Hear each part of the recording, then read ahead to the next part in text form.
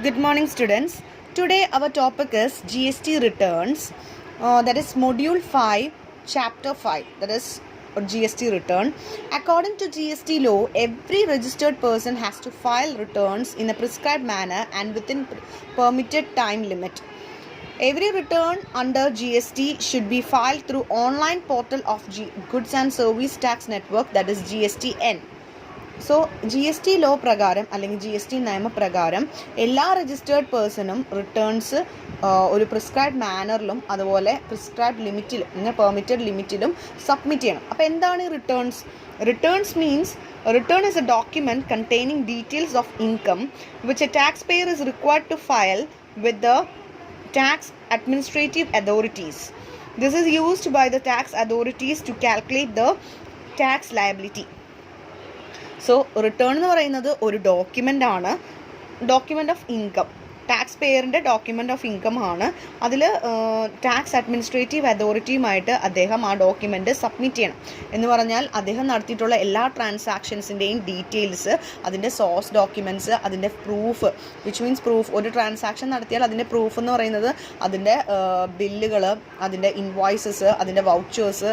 നമ്മൾ type of invoices പഠിച്ചാണ്. അതിൽ നമ്മൾ എല്ലാം നമുക്ക് എന്താണ് സോഴ്സ് ഡോക്യുമെൻറ്റ്സ് ആണ്. ഈ ഡോക്യുമെൻറ്റ്സ് ആണ് ടാക്സ് അഡ്മിനിസ്ട്രേറ്റീവ് അതോറിറ്റിയുമായിട്ട് നമ്മൾ അവർക്ക് മുമ്പിൽ ഹാജരാക്കേണ്ടത്. എന്തിനാണെന്ന് വെച്ചാൽ ടാക്സ് ലയബിലിറ്റി കാൽക്കുലേറ്റ് ചെയ്യാൻ വേണ്ടിയിട്ടാണ് ഈ റിട്ടേൺസ് നമ്മൾ ടാക്സ് അഡ്മിനിസ്ട്രേറ്റീവ് അതോറിറ്റിക്ക് മുൻപിൽ കൊടുക്കുന്നത്. അപ്പോൾ ഇയാൾ കാൽക്കുലേറ്റ് ചെയ്യുന്ന ടാക്സ് ലയബിലിറ്റി കാൽക്കുലേറ്റ് ചെയ്യുന്നത് അല്ലെങ്കിൽ ടാക്സ് അതോറിറ്റിയുമായിട്ട് എങ്ങനെയാണ് ഇയാൾക്കുള്ള ടാക്സ് ലയബിലിറ്റി കാൽക്കുലേഷൻ കറക്റ്റ് ആണോ എന്ന് മനസ്സിലാക്കാനായിട്ട് ഇത്തരത്തിലുള്ള റിട്ടേൺസ് ഹെൽപ്പ് ചെയ്യുന്നു. അത് ഇയാൾക്ക് ഇഷ്ടമുള്ള സമയത്തല്ല കൊടുക്കേണ്ടത്. അതിനൊരു പെർമിറ്റഡ് ലിമിറ്റ് ഉണ്ട്, ടൈം ലിമിറ്റഡ് ഉണ്ട്, അതുപോലെ പ്രിസ്ക്രൈബ്ഡ് മാനർ ഉണ്ട്. ആ രീതിയിൽ വേണം ഇയാൾ സബ്മിറ്റ് ചെയ്യാനായിട്ട്. എല്ലാ റിട്ടേൺസും നമുക്ക് ഇപ്പോൾ ഓൺലൈൻ പോർട്ടൽ വഴി സബ്മിറ്റ് ചെയ്യാവുന്നതാണ്. അത് G S T N goods and service tax നെറ്റ്വർക്കിലൂടെ നമുക്ക് ഓൺലൈൻ പോർട്ടൽ വഴി നമുക്ക് ടൈംലി സബ്മിഷൻ നടത്താവുന്നതാണ്. G S T this timely filing of returns is very important because any failure in the return as instead in the act or rules should lead to disallowance of input tax credit, imposition of fine, interest, penalty, etc. അപ്പോൾ സമയത്ത് ഈ returns കൊടുക്കണം എന്നുള്ളത് വളരെ important ആണ് ഒരു registered പേഴ്സണെ സംബന്ധിച്ചിടത്തോളം. കാരണം അങ്ങനെ നൽകിയില്ലെങ്കിൽ ടാക്സ് അതോറിറ്റിയുടെ ഭാഗത്തു നിന്ന് പല നടപടികളും ഇവർ സ്വീകരിക്കേണ്ടതായിട്ട് വരും. Such as disallowance of tax, input tax ഇവർക്ക് കിട്ടാതെ വരും, ഇൻപുട്ട് ടാക്സ് ക്രെഡിറ്റിൻ്റെ ബെനിഫിറ്റ് ഇവർക്ക് കിട്ടാതെ വരും.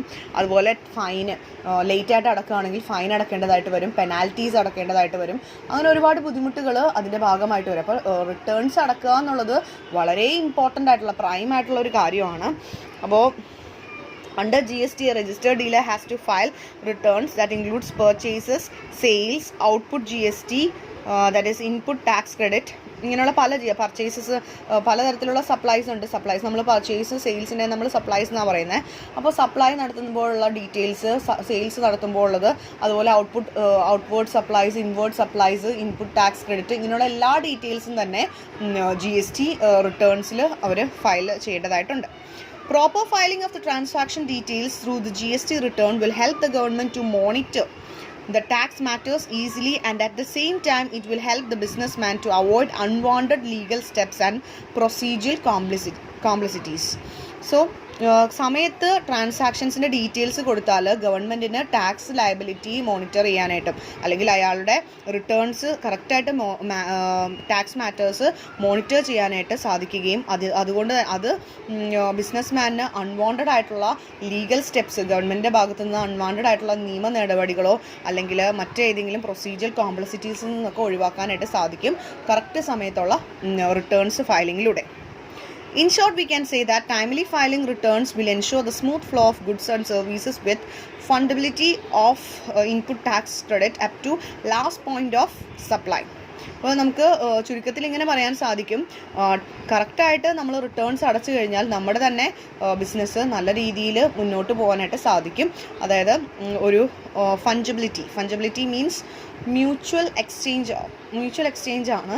എന്ന് പറഞ്ഞാൽ നമ്മൾ ഗവൺമെൻറ് കൊടുക്കുന്ന റിട്ടേൺസ് നമ്മൾ ഗവൺമെൻറ്റിലേക്ക് കൊടുക്കുമ്പോൾ ഗവൺമെൻറ്റിൻ്റെ ഭാഗത്തു നിന്ന് യാതൊരുവിധ ബുദ്ധിമുട്ടുകളും അല്ലെങ്കിൽ ടാക്സ് അതോറിറ്റിൻ്റെ ഭാഗത്തു നിന്ന് യാതൊരുവിധ ബുദ്ധിമുട്ടുകളും നമ്മുടെ ബിസിനസ്സിനെ ബാധിക്കുകയില്ല. അപ്പോൾ ആ രീതിയിലാണ് ഒരു മ്യൂച്വൽ അണ്ടർസ്റ്റാൻഡിങ്ങിലാണ് അല്ലെങ്കിൽ മ്യൂച്വൽ എക്സ്ചേഞ്ചിലാണ് നമ്മുടെ സിസ്റ്റം പോകുന്നത്. അപ്പോൾ GST റിട്ടേൺസ് വളരെ ഇമ്പോർട്ടൻ്റ് ആണ്. നമ്മൾ കറക്റ്റായിട്ട് ടാക്സ് അതോറിറ്റിയുമായിട്ട് നമുക്കുള്ള ആ ഡോക്യുമെൻറ്റ്സ് എല്ലാം തന്നെ സബ്മിറ്റ് ചെയ്യുക എന്നുള്ളത്. ടൈംലി സബ്മിഷൻ വളരെ അത്യാവശ്യമാണ് in order to find the real tax liability of a taxpayer. Now the GST return has to be designated in such a manner that each and every transactions can cross-checked from the details furnished at the different stages. പല സ്റ്റേജുകളിലും നമ്മൾ നടത്തിയിട്ടുള്ള എല്ലാ ട്രാൻസാക്ഷൻസും cross check ചെയ്യാനായിട്ട് സാധിക്കുന്ന രീതിയിൽ വേണം നമ്മൾ returns കൊടുക്കാനായിട്ട്. എങ്ങനെ ക്രോസ് ചെക്ക് ചെയ്യാനായിട്ട് സാധിക്കും? നമ്മൾ ഓരോ ട്രാൻസാക്ഷൻസിനും നമുക്ക് എന്തുണ്ട്? ഇൻവോയ്സസ് ഉണ്ട്, അല്ലെങ്കിൽ വൗച്ചേഴ്സ് ഉണ്ട്, ഇല്ലെങ്കിൽ ബിൽ ഓഫ് സപ്ലൈ ഉണ്ട്, എന്തെങ്കിലും ഡോക്യുമെൻ്റ് നമ്മുടെ കയ്യിലുണ്ട്. അപ്പോൾ അത് വെച്ചിട്ട് നമുക്ക് ഈ നടത്തിയിരിക്കുന്ന ടാക്സ് ട്രാൻസാക്ഷൻസ് എല്ലാം തന്നെ കറക്റ്റ് ആണെന്ന് വെരിഫിക്കേഷൻ നടത്താനായിട്ട് സാധിക്കുന്ന രീതിയിൽ വേണം നമ്മൾ റിട്ടേൺസ് ഫയൽ ചെയ്യാനായിട്ട്. Since the sale bill of A person becomes the purchase bill of another one. അത് മാത്രമല്ല വേറെ രീതിയിലും ഒരു ക്രോസ് ചെക്കിങ് ചെയ്യാനായിട്ട് സാധിക്കും. നമ്മൾ വിൽക്കുന്ന ഗുഡ്സ് അത് ആരെങ്കിലും വാങ്ങിയിട്ടുണ്ടാവും. ഫോർ എക്സാമ്പിൾ എ എന്ന് പറയുന്ന വ്യക്തി ഒരു ഗുഡ്സ് സെല്ല് ചെയ്യുമ്പോൾ ബി അത് വാങ്ങുകയാണെങ്കിൽ എനെ സംബന്ധിച്ചിടത്തോളം അത് സെയിൽസ് ബില്ലും ബീനെ സംബന്ധിച്ചിടത്തോളം അത് പർച്ചേസ് ബില്ലുമാണ്. രണ്ടും നമുക്ക് ക്രോസ് ചെക്ക് ചെയ്യാനായിട്ട് സാധിക്കും. അപ്പോൾ സെയിൽസ് ബില്ല് എയുടെ കയ്യിലും പർച്ചേസ് ബില്ല് ബിയുടെ കയ്യിലും ഉണ്ടാവും. രണ്ടും നമുക്ക് ക്രോസ് ചെക്ക് ചെയ്ത് ഈ ട്രാൻസാക്ഷൻ ജെനുവിൻ ആണോ എന്നും അതുപോലെ ടാക്സ് കറക്റ്റായിട്ട് അടച്ചിട്ടുണ്ടോ എന്നും ടാക്സ് ലയബിലിറ്റി എത്രയാണെന്നെല്ലാം തന്നെ കണ്ടുപിടിക്കാനായിട്ട് സാധിക്കും. അപ്പോൾ നമുക്ക് സെയിൽസ് ബില്ല് ഒരാളുടെ പർച്ചേസ് ബില്ല് മറ്റൊരു വ്യക്തിയുടെ ആയിട്ട് മാറുകയാണ്. അപ്പോൾ ആ പേഴ്സണ് നമുക്ക് ക്രോസ് ചെക്ക് ചെയ്ത് GSTINൻ്റെ സഹായത്തോടെ അല്ലെങ്കിൽ GST നെറ്റ്വർക്ക്, നമുക്കറിയാം പർച്ചേസ് ചെയ്താലും സെയിൽ ചെയ്താലും GSTയിൽ അവർ എൻ്റർ ചെയ്യുന്നതാണ്. അപ്പോൾ ഈ രണ്ട് രീതിയിലും നമുക്ക് GST നെറ്റ്വർക്ക് ഉപയോഗിച്ചുകൊണ്ട് ഇതുപോലുള്ള ക്രോസ് ചെക്കിംഗ് നടത്തി അതിൻ്റെ ജെനുവിനിറ്റി കറക്റ്റ് ആണോ എന്ന് മനസ്സിലാക്കാനായിട്ട് സാധിക്കും. All forms under GST are automated with details of real-time basis in front of taxpayers. Tax പേയേഴ്സിൻ്റെ മുമ്പിൽ ഇതൊരു ഡീറ്റെയിൽ ആയിട്ട് അല്ലെങ്കിൽ ഓട്ടോമേറ്റഡ് ആയിട്ട് നമുക്ക് ഓരോ പർച്ചേസ് നടത്തുമ്പോൾ അല്ലെങ്കിൽ ഓരോ എൻട്രീസ് ഓരോ റിട്ടേൺസ് കൊടുക്കുമ്പോഴും ഇതെല്ലാം തന്നെ വളരെയധികം സിസ്റ്റമാറ്റിക് ആയിട്ട് ഇലക്ട്രോണിക് ഫോമിലായതുകൊണ്ട് തന്നെ വളരെയധികം സിസ്റ്റമാറ്റിക് ആയിട്ട് നമുക്ക് ഒരാൾ സെയിൽസിൻ്റെ ഒരു ട്രാൻസാക്ഷൻ ഇടുമ്പോൾ തന്നെ അവിടെ പർച്ചേസ് ചെയ്യുന്ന വ്യക്തിയുടെ പേരിൽ അത് പർച്ചേസ് ബില്ലായിട്ട് അവിടെ അവരുടെ GSTR രജിസ്റ്ററിൽ വരും. അപ്പോൾ അങ്ങനെ വരുമ്പോൾ അത് നമുക്ക് ക്രോസ് ചെക്ക് ചെയ്യാനായിട്ട് സാധിക്കും GST നെറ്റ്വർക്കിലൂടെ. The first step in the entire process is filing GSTR 1. It is the most important one because all the other subsequent forms emanate from the GSTR 1. GSTR 1 means GSTR. R stands for register. അപ്പോൾ GSTR 1 ആണ് entire return പ്രോസസ്സിൻ്റെ first process എന്ന് പറയുന്നത് GSTR 1ലേക്ക് file ചെയ്യുക എന്നുള്ളതാണ്. GSTR 1ൽ നിന്നാണ് മറ്റെല്ലാ രജിസ്റ്റേഴ്സും അല്ലെങ്കിൽ മറ്റെല്ലാ പ്രോസസ്സും ഇതിൽ നിന്നാണ് ഉടലെടുക്കുന്നത്. അപ്പോൾ GSTR 1 ആണ് first process of the GSTR return. Any shortcoming of information or details provided by the supplier in GSTR 1 can be rectified, changed or detected by the recipients in prescribed manner within allowed period of time. അപ്പോൾ നമ്മൾ GSTR 1ൽ submit ചെയ്യുന്ന എല്ലാ ഡോക്യുമെൻറ്റ്സും നമുക്ക് കാണാനായിട്ട് സാധിക്കും. അതിൻ്റെ rectification റെസിപ്പിയൻസിന് ചെയ്യാൻ സാധിക്കും. നേരത്തെ പറഞ്ഞതുപോലെ ഒരാളുടെ സെയിൽസ് ബില്ലാണ് നമ്മൾ GSTR 1ലേക്ക് എൻ്റർ ചെയ്യുമ്പോൾ അറ്റ് ദ സെയിം ടൈം അവർ പർച്ചേസ് ചെയ്ത വ്യക്തിയുടെ പേരിലേക്ക് എന്ത് വരുന്നുണ്ട്? അവരുടെ പേരും അവിടെ വരുന്നുണ്ട്. അപ്പോൾ പർച്ചേസ് ചെയ്ത വ്യക്തിക്ക് റെസിപ്പിയൻറ്റിന് എന്ത് ചെയ്യാം? എന്തെങ്കിലും ക്ലാരിഫിക്കേഷൻ ഉണ്ടെങ്കിൽ അല്ലെങ്കിൽ റെക്ടിഫിക്കേഷൻ ഉണ്ടെങ്കിൽ ആ സമയത്ത് അവർക്കത് ഡിലീറ്റ് ചെയ്യുകയോ ചേഞ്ച് ചെയ്യുകയോ റെക്ടിഫൈ ചെയ്യുകയോ എന്ത് വേണമെങ്കിലും ചെയ്യാനായിട്ട് സാധിക്കും. അത് ഒരു പ്രിസ്ക്രൈബ്ഡ് ലിമിറ്റ് ഒരു ടൈം പീരീഡ് ഉണ്ട്, അതിനുള്ളിൽ പ്രിസ്ക്രൈബ്ഡ് മാനറിൽ അവർക്കത് ചെയ്യാവുന്നതാണ്.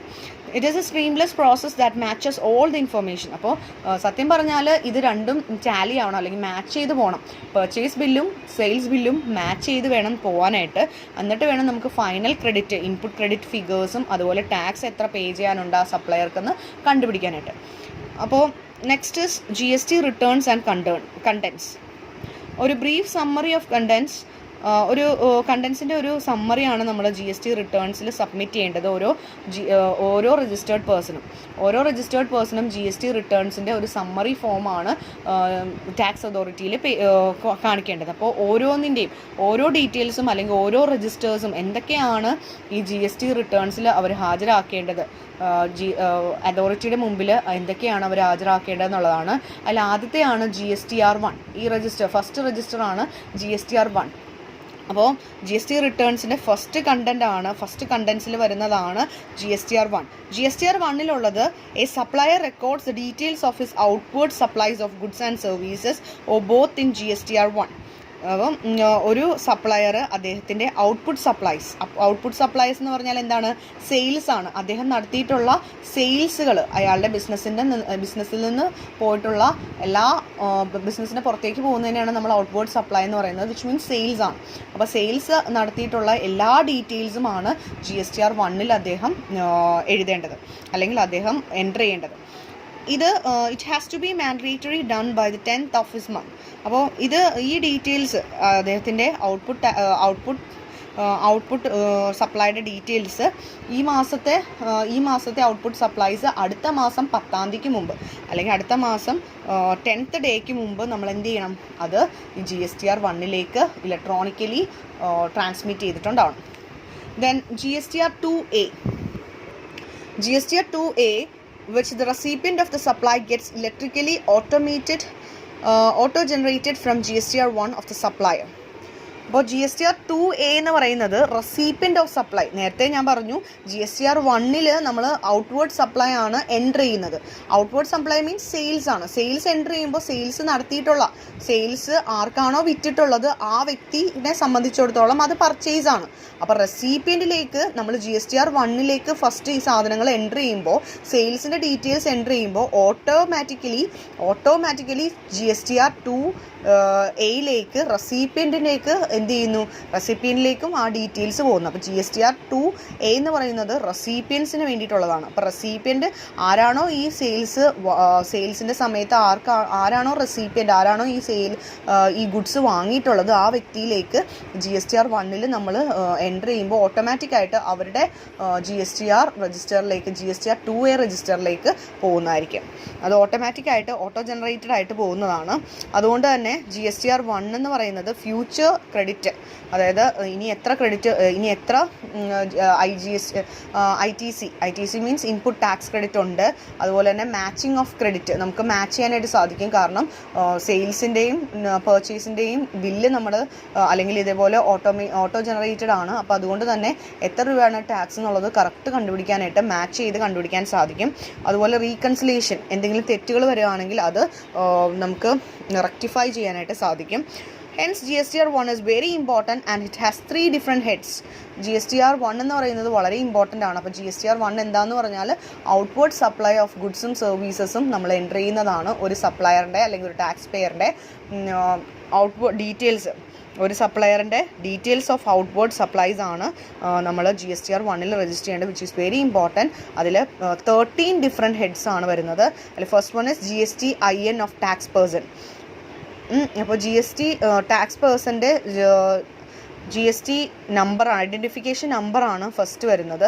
അതിനുശേഷം അതിൻ്റെ നെയിം, ആ വ്യക്തിയുടെ നെയിം, അതുപോലെ തന്നെ ഗ്രോസ് ടേൺ ഓവർ, എത്രയാണ് ആ വ്യക്തിയുടെ ഫിനാൻഷ്യൽ ഇയറിലുള്ള ഗ്രോസ് ടേൺ ഓവർ എത്രയാണ് എന്നുള്ളതെല്ലാം നമുക്ക് എല്ലാ ഇയറിലും ഈ ഒരു ഫീൽഡ് നമ്മൾ മാറ്റിക്കൊടുക്കുന്നതാണ്. കാരണം ഗ്രോസ് ടേൺ ഓവർ എപ്പോഴും ഒരേപോലെ ആയിരിക്കില്ല, ടേൺ ഓവർ ചേഞ്ച് ചെയ്ത് വരാം. അപ്പോൾ ഓരോ ഫിനാൻഷ്യൽ ഇയർ തുടങ്ങുമ്പോഴും നമ്മൾ ഇതിൻ്റെ ടേൺ ഓവർ മാറ്റിക്കൊടുക്കുന്നതാണ്.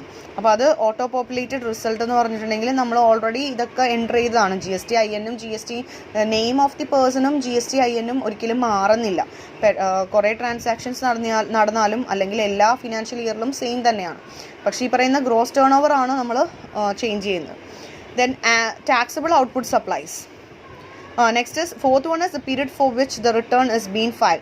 ഏത് മാസത്തിലാണ്, ഏത് ഇയറിലാണ് നമ്മൾ ഈ റിട്ടേൺസ് ഫയൽ ചെയ്യുന്നത് അത് മെൻഷൻ ചെയ്യേണ്ടതാണ്. ഏത് മാസത്തേക്കുള്ള റിട്ടേൺസ് ആണ്, ഏത് മാസത്തിലാണ്, അതുപോലെ തന്നെ ഏത് വർഷത്തെയാണ്. സി ഫോർ എക്സാമ്പിൾ നമ്മൾ ഈ വർഷം 2020 നമ്മൾ കൊടുക്കുകയാണെങ്കിൽ 2020 ഏത് മാസമാണ് ആ രണ്ടും നമ്മൾ ഡീറ്റെയിൽ ആയിട്ട് കൊടുക്കണം. ദെൻ ടാക്സബിൾ ഔട്ട്വേർഡ് സപ്ലൈസ്, ഏതൊക്കെയാണ് ടാക്സബിൾ ഔട്ട്വേർഡ് സപ്ലൈസ്, നമ്മൾ നടത്തിയിട്ടുള്ള സെയിൽസിൻ്റെ details such as IGST. IGST ആണെങ്കിൽ നമുക്കറിയാം ഇൻഡർസ്റ്റേറ്റ് ട്രാൻസാക്ഷൻസിൽ മാത്രം നമ്മൾ IGST കൊടുത്താൽ മതി. CGST SGST നമ്മൾ ഇൻട്രാസ്റ്റേറ്റ് മൂവ്മെൻറ്റ്സിൽ കൊടുക്കണം. അതിൻ്റെ ഡീറ്റെയിൽസ്, ഇനി എന്തെങ്കിലും എക്സംപ്റ്റഡ് സെയിൽസ് ഉണ്ടെങ്കിൽ, എക്സംപ്റ്റഡ് ആയിട്ടുള്ള ഗുഡ്സ് ആയിട്ടുള്ള നമ്മൾ സെയിൽസ് നടത്തുമ്പോൾ അപ്പോൾ അവർക്ക് നമുക്ക് ടാക്സ് അടക്കേണ്ട ആവശ്യമില്ല. അപ്പോൾ എക്സംപ്റ്റഡ് സെയിൽസ് എന്തെങ്കിലും ഉണ്ടെങ്കിൽ അതിൻ്റെ ഡീറ്റെയിൽസ്. ഇനി നിൽ റേറ്റിൽ ടാക്സ് അടക്കേണ്ടതായിട്ട് ഇല്ല, ടാക്സ് ഇല്ലാത്ത ഗുഡ്സ് നമ്മൾ വിറ്റിട്ടുണ്ടെങ്കിൽ അതിൻ്റെ ഡീറ്റെയിൽസ് എല്ലാം തന്നെ അവിടെ മെൻഷൻ ചെയ്യണം. Then outward supplies to end customers who the value exceeds 2.5 lakhs. Outward supplies to end customers, നമ്മൾ സെയിൽസ് എൻഡ് കസ്റ്റമേഴ്സിലേക്ക് കൊടുക്കുമ്പോൾ അതിൻ്റെ വാല്യൂ 2.5 lakhs മുകളിലാണെങ്കിൽ അതിൻ്റെ ഡീറ്റെയിൽസ് നമ്മൾ കൊടുക്കണം. Any other supplies not covered above, ഇനി ഈ പറയുന്ന ഒന്നും തന്നെ ഈ പറയുന്ന ഡീറ്റെയിൽസിലൊന്നും തന്നെ ഉൾപ്പെടാത്ത എന്തെങ്കിലും കാര്യങ്ങളുണ്ടെങ്കിൽ അതിൻ്റെ ഡീറ്റെയിൽസ് ഈ 7th പോയിന്റിൽ കൊടുക്കുക. Details of debit not and credit note, നമുക്കറിയാം ഡെബിറ്റ് നോട്ടും ക്രെഡിറ്റ് നോട്ടും നമ്മൾ ഓൾറെഡി ഡിസ്കസ് ചെയ്തതാണ്. അപ്പോൾ ഡെബിറ്റ് നോട്ട് ഉണ്ടെങ്കിൽ അപ്വേർഡ് റിവിഷനോ ഡൗൺവേർഡ് റിവിഷനോ ഉണ്ടെങ്കിൽ അതിൻ്റെ ഡീറ്റെയിൽസ് നമ്മളിവിടെ കൊടുക്കുക. And the 9th one is amendments to the details of any outward supply of previous period other than by way of debit or credit notes. അപ്പോൾ amendments means ഭേദഗതി, change എന്നർത്ഥമാണ്. അപ്പോൾ എന്തെങ്കിലും outward സപ്ലൈസിൽ previous ഈ പീരീഡിൽ നമ്മൾ നടത്തിയിട്ടുള്ള എന്തെങ്കിലും ഔട്ട്വേർഡ് സപ്ലൈസിൽ എന്തെങ്കിലും ചേഞ്ചസ് ഉണ്ടെങ്കിൽ അതിൻ്റെ ഡീറ്റെയിൽസ് കൊടുക്കുക. ഔട്ട്വേർഡ് സപ്ലൈസിൽ വരുന്ന അമെൻമെൻറ്റ്സിൻ്റെ ഡീറ്റെയിൽസ് കൊടുക്കുക. നെക്സ്റ്റ് ഈസ് എക്സംപ്റ്റഡ് നിൽ rated or non GST supplies, എന്തെങ്കിലും എക്സംപ്റ്റഡ് ആയിട്ടുള്ളതോ അല്ലെങ്കിൽ നിൽ റേറ്റഡ് ആയിട്ടുള്ളതോ അല്ലെങ്കിൽ നോൺ GST സപ്ലൈസ് എന്തെങ്കിലും ഉണ്ടെങ്കിൽ ആ ഡീറ്റെയിൽസ് കൂടി കൊടുക്കണം. അത് നേരത്തെ വന്നിട്ടുള്ള അല്ലെങ്കിൽ നേരത്തെ മെൻഷൻ ചെയ്തിട്ടുള്ള പോയിൻറ്റ്സിലൊന്നും പെടാത്തതാണ് എങ്കിൽ പ്രത്യേകമായിട്ടും കൊടുക്കണം. ദെൻ എക്സ്പോർട്ട് സെയിൽസ്, നമ്മൾ നടത്തുന്ന കയറ്റുമതി, നമ്മൾ എന്തെങ്കിലും എക്സ്പോർട്ടിങ് നടത്തുന്നുണ്ടെങ്കിൽ നമ്മൾ മറ്റു രാജ്യത്തേക്ക് അല്ലെങ്കിൽ ഫോറിൻ കൺട്രീസിലേക്ക് നടത്തുന്ന സെയിൽസ് അതിൻ്റെ ഡീറ്റെയിൽസ് കൊടുക്കുക. Then tax liability arising out of advance receipt, advance ആയിട്ട് എന്തെങ്കിലും റെസീപ്റ്റ്സ് കൊടുത്തിട്ടുണ്ടെങ്കിൽ അതിൻ്റെ ഡീറ്റെയിൽസ്, പിന്നെ ടാക്സ് എത്ര രൂപ നമ്മൾ പേ ചെയ്തു, ഇങ്ങനെയുള്ള എല്ലാ ഡീറ്റെയിൽസുമാണ് GSTR 1 രജിസ്റ്റർ 1 വരുന്നത്. വളരെ ഇമ്പോർട്ടൻ്റ് ആണ് രജിസ്റ്റേഴ്സ്. ഓരോ രജിസ്റ്റേഴ്സിൻ്റെയും കണ്ടൻസ് ക്വസ്റ്റ്യൻ ചോദിക്കാറുണ്ട്. അപ്പോൾ GST 1 ഡീറ്റെയിൽസ് ആണ് നമ്മൾ കൊടുക്കുന്നത്. അപ്പോൾ GST 1 outward supplies of goods and services ആണ് ഉള്ളത്, അതിൻ്റെ ഡീറ്റെയിൽസ് ആണ് പറഞ്ഞത്. Next is GSTR 2A. GSTR 2A gives the details of goods or service received by the recipients. It is auto-populated out of GSTR 1 submitted by different suppliers. GSTR 2A is made available on the 11th of the next month for the recipients to see and validate the contents. The recipient have time between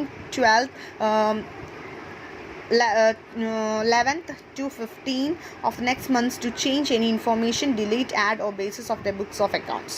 GSTR 2 എന്ന് പറയുന്നത് നേരത്തെ പറഞ്ഞതുപോലെ തന്നെ GSTR 2 എന്ന് പറയുന്നത് എന്താണ്, അത് recipients ആരാണോ ഗുഡ്സ് വാങ്ങിയത് ആ വ്യക്തികൾക്ക് ഓട്ടോമാറ്റിക്കായിട്ട് GSTR 1 സെയിൽസിൻ്റെ ഡീറ്റെയിൽസ് ഇടുമ്പോൾ ഇവരുടെ GSTR രജിസ്റ്റർ 2A ഈ ഡീറ്റെയിൽസ് പർച്ചേസ് ഡീറ്റെയിൽസ് കയറുന്നതാണ്. അപ്പോൾ ഇത് നോക്കിയിട്ട് ഇവർക്ക് എന്ത് ചെയ്യാം, എന്തെങ്കിലും റെക്ടിഫിക്കേഷൻസ് ഉണ്ടെങ്കിൽ അല്ലെങ്കിൽ എന്തെങ്കിലും മാറ്റങ്ങളുണ്ടെങ്കിൽ ഇവരുടെ ബില്ലിൽ കൊടുത്തിരിക്കുന്ന വ്യത്യാസമായിട്ടുള്ള കാര്യങ്ങളാണെങ്കിൽ അതിനെക്കുറിച്ചെല്ലാം തന്നെ കമ്മ്യൂണിക്കേറ്റ് ചെയ്യാനായിട്ട് സാധിക്കും, അവർക്ക് അത് റെക്ടിഫിക്കേഷൻ നടത്താനായിട്ട് സാധിക്കും. അപ്പോൾ അത് നമ്മൾ പറഞ്ഞതുപോലെ GSTR 1 10th നമ്മൾ നെക്സ്റ്റ് മന്ത് 10th ഡേയിലാണ് ഇടുന്നത്. 11th ഡേ മുതൽ ഇവർക്ക് എന്ത് ചെയ്യാം, നെക്സ്റ്റ് മന്ത് 11th മുതൽ ഇവർക്കത് കാണാനും അതിൻ്റെ കണ്ടൻസ് വാലിഡേറ്റ് ചെയ്യാനായിട്ട് സാധിക്കും. അതുപോലെ തന്നെ എന്തെങ്കിലും തിരുത്തലോ അല്ലെങ്കിൽ എന്തെങ്കിലും ചേഞ്ചസോ ഡിലീറ്റ് ചെയ്യേണ്ടതോ ആഡ് ചെയ്തിട്ടോ അവരുടെ ബുക്സ് ഓഫ് അക്കൗണ്ട്സിലുള്ളത് പ്രകാരം എന്തെങ്കിലും തെറ്റുകളൊക്കെ ഉണ്ടെങ്കിൽ അത് ഡിലീറ്റ് ചെയ്യാനോ ആഡപ്പ് ചെയ്യാനോ അല്ലെങ്കിൽ റെക്ടിഫൈ ചെയ്യാനോ ഇവർക്ക് 11th മുതൽ 15 വരെ സമയമുണ്ട്. 11th മുതൽ 15 വരെ അവർ ഇത് വാലിഡേറ്റ് ചെയ്യാനായിട്ട് സമയമുണ്ട്. Next is GSTR 2. GSTR 2 gives the details of all inward supplies of goods and services as proved by the recipient of services. The due date is 15th of next month. It is auto-populated with the details of GSTR2, and the GSTR2 shall include the following heads. So GSTR2 gives the details of all inward. അപ്പോൾ GSTR2 എന്ന് പറയുന്നത് GSTR1 എന്ന് പറയുന്നത് എന്തായിരുന്നു? Outward supplies ആയിരുന്നു. GSTR2 എന്ന് പറയുന്നത് inward supplies. എല്ലാ തരത്തിലുള്ള ഇൻവേർഡ് സപ്ലൈസിൻ്റെ ഡീറ്റെയിൽസ് ആണ് അത് അപ്രൂവ് ചെയ്യുന്ന റെസിപ്പിയൻ്റ് ഓഫ് സർവീസസോ ഗുഡ്സോ അപ്രൂവ് ചെയ്യുന്നിട്ടുണ്ടാവും. ആ അപ്രൂവ് ചെയ്തിട്ടുള്ള ഡീറ്റെയിൽസ് ആണ് അവിടെ GSTR2 വരുന്നത്. അപ്പോൾ നമുക്കറിയാം ഡ്യൂ ഡേറ്റ് അവരെ കൊടുത്തിട്ടുണ്ട് 11th മുതൽ 15th വരെ സമയം കൊടുത്തിട്ടുണ്ട്. ആ സമയത്തിനുള്ളിൽ എന്ത് ചെയ്യാം? ഒന്നില്ലെങ്കിൽ തിരുത്തലുകൾ വരുത്താം, ഇല്ല എങ്കിൽ അത് അപ്രൂവ് ചെയ്യാം. അപ്പോൾ അപ്രൂവ് ചെയ്തിട്ടുള്ള എല്ലാ ഡീറ്റെയിൽസും ഓട്ടോമാറ്റിക്കായിട്ട് GSTR2 വരും. അപ്പോൾ എല്ലാം ഒരു തരത്തിലോ മറ്റൊരു തരത്തിലോ ലിങ്ക്ഡ് ആണ്. അതുകൊണ്ടാണ് നമുക്ക് എന്ത് ചെയ്യാൻ പറ്റുമെന്ന് പറയുന്നത്, കറക്റ്റായിട്ട് ക്രോസ് ചെക്ക് ചെയ്യാനായിട്ടും മാച്ച് ചെയ്ത് നമുക്ക് കറക്റ്റായിട്ട് ആരെങ്കിലും എന്തെങ്കിലും ഒരു ഫ്രോഡ് അല്ലെങ്കിൽ എന്തെങ്കിലും ഒരു മിസ്റെപ്രസെൻറ്റേഷൻ വരുത്തിയിട്ടുണ്ടെങ്കിൽ നമുക്കത് പെട്ടെന്ന് കണ്ടുപിടിക്കാനായിട്ട് സാധിക്കും. കാരണം ബില്ലുകൾ അങ്ങോട്ടും ഇങ്ങോട്ടും റിലേറ്റഡാണ്. അപ്പോൾ GSTR2 എന്തൊക്കെ ഡീറ്റെയിൽസ് ആണ് വരുന്നതെന്നുള്ളതാണ്, എന്തൊക്കെ ഹെഡ്സ് ആണുള്ളത് നോക്കാം. ഇവിടെ നമുക്ക് 21 ഹെഡ്സ് ആണുള്ളത്. That is GSTIN of taxable person. ആരാണോ റെസിപ്പിയൻ്റ് ആ വ്യക്തിയുടെ GSTIN നമ്പർ, പിന്നെ അദ്ദേഹത്തിൻ്റെ പേര്, പിന്നെ പീരീഡ് ഓഫ് റിട്ടേൺസ്, എപ്പോഴാണ് റിട്ടേൺ ഫയൽ ചെയ്തത്, അതിൻ്റെ month, year. Then details of inward supplies. Inward supplies ഉണ്ടാവും. അത് GSTR1 നിന്ന് ഓട്ടോ പോപ്പുലേറ്റഡ് ആണ്, എന്ന് പറഞ്ഞാൽ ഓട്ടോമാറ്റിക്കായിട്ട് കയറുന്നതാണ്. എന്തെങ്കിലും ചേഞ്ചുകൾ ഉണ്ടെങ്കിൽ ടാക്സബിൾ പേഴ്സണ് അത് ചേഞ്ച് വരുത്താനായിട്ട് സാധിക്കും. Changes to the inward supply made in any previous period. നേരത്തെ എന്തെങ്കിലും ചേഞ്ചസ് വരുത്തിയിട്ടുണ്ടെങ്കിൽ അതിൻ്റെ ഡീറ്റെയിൽസ് ആണ് 5th പോയിന്റിൽ പറയുന്നത്. Then import of goods. എന്തെങ്കിലും ഗുഡ്സ് നമ്മൾ ഏതെങ്കിലും ഫോറിൻ കൺട്രീസിൽ നിന്ന് ഇമ്പോർട്ട് ചെയ്തിട്ടുണ്ടെങ്കിൽ ആ ഡീറ്റെയിൽസ് ഇൻ്റർ സ്റ്റേറ്റ് സപ്ലൈ ആയിട്ട് IGST അവിടെ കാണിക്കണം. Then import of goods in earlier periods. നേരത്തെ നമ്മൾ എന്തെങ്കിലും ഗുഡ്സ് ഇമ്പോർട്ട് ചെയ്തിട്ടുണ്ടെങ്കിൽ അതിൻ്റെ details. Services received from the person outside India. ഇന്ത്യയുടെ പുറത്തുനിന്നുള്ള ആരുടെങ്കിലും നമുക്ക് സേവനങ്ങൾ കിട്ടിയിട്ടുണ്ടെങ്കിൽ ആ കാര്യങ്ങൾ. Import of services in earlier periods. നേരത്തെ ഉള്ള സർവീസുകൾ എന്തെങ്കിലും ഇമ്പോർട്ട് ചെയ്തിട്ടുണ്ടെങ്കിൽ ആ ഡീറ്റെയിൽസ് കാണിക്കണം. ഡെബിറ്റ് നോട്ടോ ക്രെഡിറ്റ് നോട്ടോ നമുക്ക് ഉണ്ടെങ്കിൽ അത് നമ്മൾ കാണിക്കണം. അതുപോലെ amendments made to debit note or credit note. അപ്പോൾ അമെൻമെൻറ്റ്സ് എന്തെങ്കിലും ചേഞ്ചസ് ഡെബിറ്റ് നോട്ടിലോ ക്രെഡിറ്റ് നോട്ടിലോ പ്രീവിയസ് പീരീഡിലോ നമ്മൾ വരുത്തിയിട്ടുണ്ടെങ്കിൽ ആ ഡീറ്റെയിൽസും കാണിക്കണം. Then inward supplies from unregistered person. Unregistered പേഴ്സൻ്റെ കയ്യിൽ നിന്നാണ് നമ്മൾ ഇൻവേർഡ് സപ്ലൈസ് നടത്തിയിട്ടുണ്ടെങ്കിൽ അതിൻ്റെ ഡീറ്റെയിൽസ് വേണം. അതുപോലെ credit received from input service distributor ആണെങ്കിൽ അവിടെ ഇതേപോലെ തന്നെ ഓട്ടോ പോപ്പുലേറ്റഡ് ആണ് അതിൻ്റെ ഡീറ്റെയിൽസ്. അത് GST രജിസ്റ്റർ 6 ആണ്. ഇൻപുട്ട് രജിസ്റ്ററിൻ്റെ അതായത് ഇൻപുട്ട് സർവീസ് ഡിസ്ട്രിബ്യൂട്ടർ ആരെങ്കിലും ഉണ്ടെങ്കിൽ ആ വ്യക്തിയുടെ ഡീറ്റെയിൽസ് വരും. അത് GSTR 6ൽ നിന്ന് ഓട്ടോമാറ്റിക്കായിട്ട് വരുന്നതാണ്. ദെൻ